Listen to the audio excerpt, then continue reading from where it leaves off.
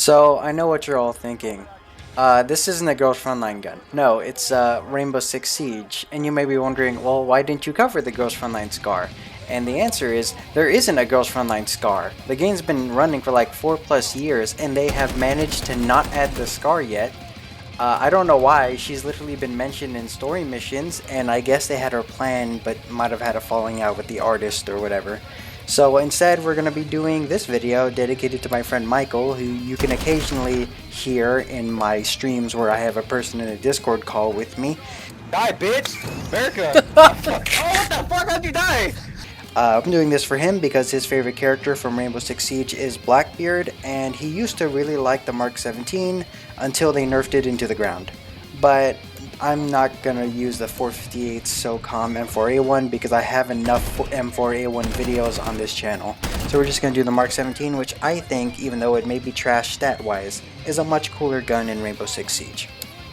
So let's talk about the SCAR in general. So it's one of the guns with a 3-shot kill instead of a 4-shot kill, and that also means it has a relatively lower fire rate, and it also has higher recoil. Now what I gotta say here is that it doesn't have as slow of a fire rate as you'd think, and it has less recoil than the AK, but people like to pretend that when you shoot this gun, it's gonna rate as a 10 on the Richter scale. That's not really how much recoil this gun has. It's being very exaggerated.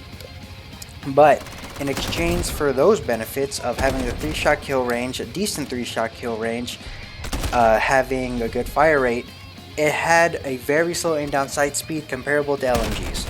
Now they actually fixed this quite a while ago. I'd say maybe in Modern Warfare Season 4 or maybe even Modern Warfare Season 3, where they decreased the aim down sight speed by 58 milliseconds, which really helped the gun.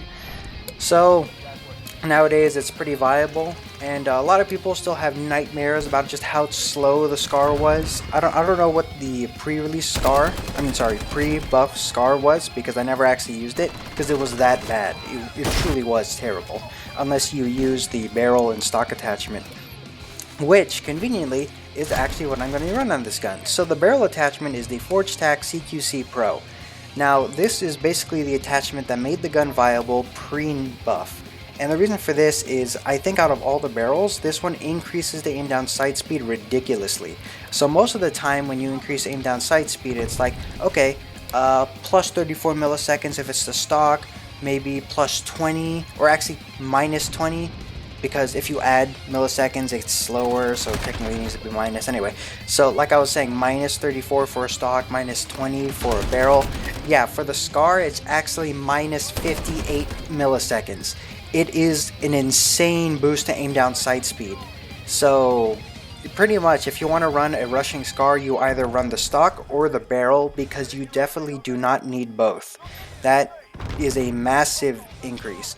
It does also come at a massive weakness though. So remember how I've mentioned all the way back in the MK17 video that increases recoil? Well, you want to know how much this barrel increases the recoil of the SCAR H? 44%. I don't really know how else to put it in. That's literally, let's put this in weight. That's a 44% increase to recoil. That is absolutely massive. So what you're going to want to do is have a compensator or like another recoil control foregrip.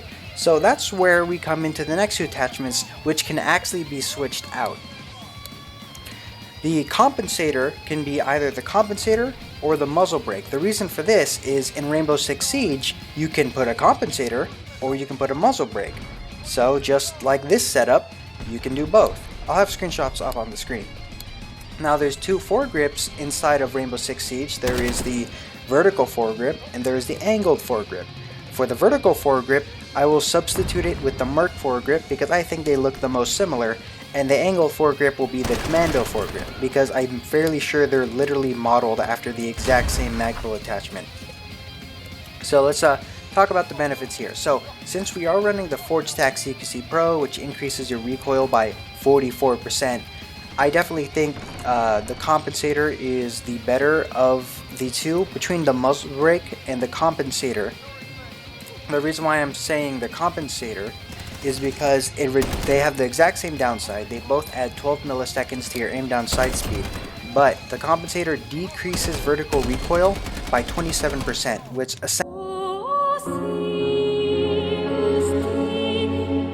essentially reduces the damage done by the Forge Attack CQC Pro in half. You're still not going to be as stable as it is before the barrel, but plus 27% recoil control is a huge difference. And the reason why I'm saying this is because when you go to the muzzle brake, it actually decreases your horizontal recoil by 20%, which is less than, 20% is less than 27%, and the vertical recoil is the one being increased in this case. And speaking of vertical recoil, there's also the Merc foregrip, but the Merc foregrip only decreases vertical recoil by 17%. So it's a whole 10% weaker than the Compensator when it comes to reducing that vertical recoil. Meanwhile, in the case of the angled foregrip, your horizontal recoil decreases by 15% and you get the benefit of reducing your vertical recoil by 6%. So that brings you up to a total of 33% less vertical recoil and 15% less horizontal recoil. I think the combination of Compensator and Commando foregrip is better than the combination of muzzle brake and Merc foregrip, but you can choose to use either or, and you can even do Commando foregrip and muzzle brake to have super low horizontal sway if that's really your thing. But the Scar by default has a little bit of, it has a decent amount of horizontal sway, so I think you should be reducing both horizontal and vertical recoil and not going all in on vertical despite how much it's increasing from the barrel. Next up we have the Core Combat Hollow Sight, which is a substitute for the EOTech. I think you know what an EOTech looks like, and there's an EOTech in Modern Warfare, and there's an EOTech with a hybrid optic, with a magnifier on it, and there's no magnifier in Rainbow Six Siege, so the only option is to use the EOTech. They have 3 other optics that are like these mini red dots, but are you really going to run a Scar H with a normal small red dot? No, you're going to run that with a big, tough, durable, and very fashionable EOTech.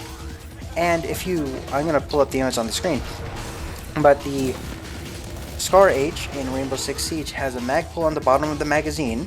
It is in fact a 20 round magazine, and since a mag pull in real life helps you reload fast, so you may have noticed there's no stippled grip tape on the Modern Warfare gun, and that's because I only have 5 attachment slots. So I took out the stippled grip tape and added sleight of hand, because sleight of hand makes your reloads faster, mag pulls make your reloads faster, so theoretically I'm just going to say that the sleight of hand is the mag pull.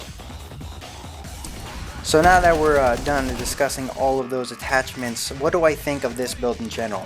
And my honest opinion is that it's okay, it's pretty good actually. So the Scar in general is not a top tier weapon, but it is not horrible. Like I said at the beginning of the video, it received a heavy aim down sight speed buff, and that pretty much pushed in the viability because damage wise, fire rate wise,